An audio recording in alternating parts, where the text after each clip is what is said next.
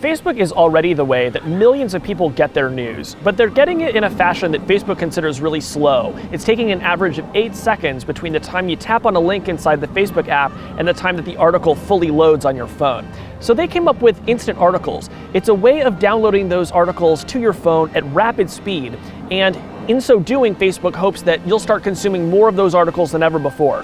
That means that Facebook will get you to spend more time in the newsfeed, and maybe the publishers who are publishing their articles to Facebook will start seeing more ad revenue. It's a big idea, and it might actually change the future of media. For a lot of people on the team, articles is just something that they love to read, and we've all experienced that issue of tapping on an article and it takes a super long time to load, and you're sort of like, should I go back or should I wait for it to load? Is it even going to load?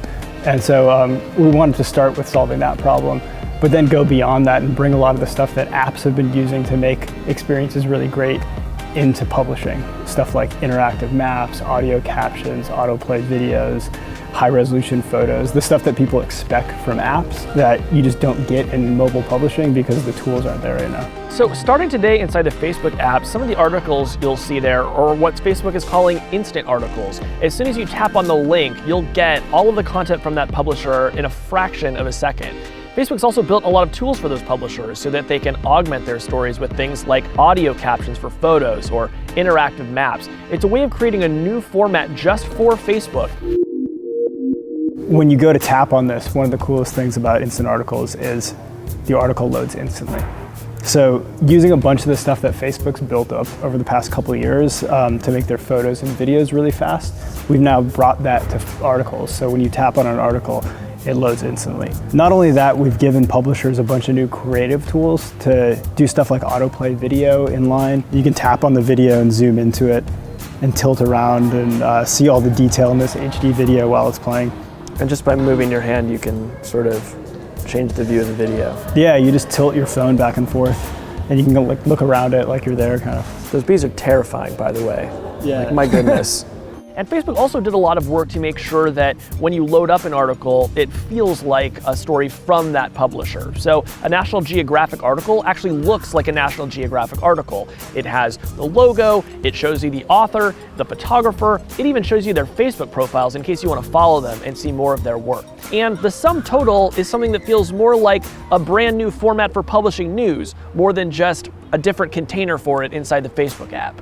So you guys built a lot of creative tools for publishers to take advantage of when they're putting together their instant articles.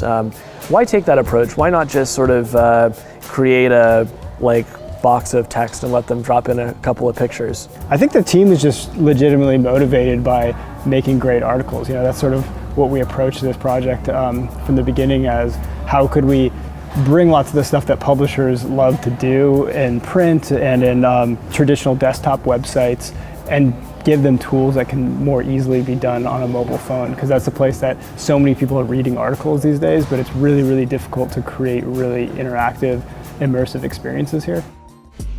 Most publishers today are still thinking in terms of websites, specifically desktop websites. What Facebook wanted them to do was to create a new feed of content that would look really good on mobile. So they created a way for publishers to easily upload everything they're doing straight to Facebook. Facebook parses through that information and serves it up in a format that not only looks good on Facebook, but is probably something that most publishers wouldn't be able to do themselves. So let's just say it, however instant articles play out on Facebook will likely have a big effect on The Verge and on our parent company, Vox Media. We're not a launch partner with instant articles, but maybe we will be down the road. And like any publisher, we'll have to think about exactly what that means and what trade-offs we're willing to make. In the past, publishers made a thing and then the audience came to that thing. You made a newspaper like this, or you made a website. Now, with instant articles, publishers are being asked to just become kind of one more stream of content on Facebook, which means that they have to give up some control. Right now, they don't have to give up any ad revenue. Down the road, they probably will be asked to give up some of that revenue. So there are a lot of trade-offs that publishers are going to have to consider. Facebook has a huge audience, but that huge audience comes with some caveats.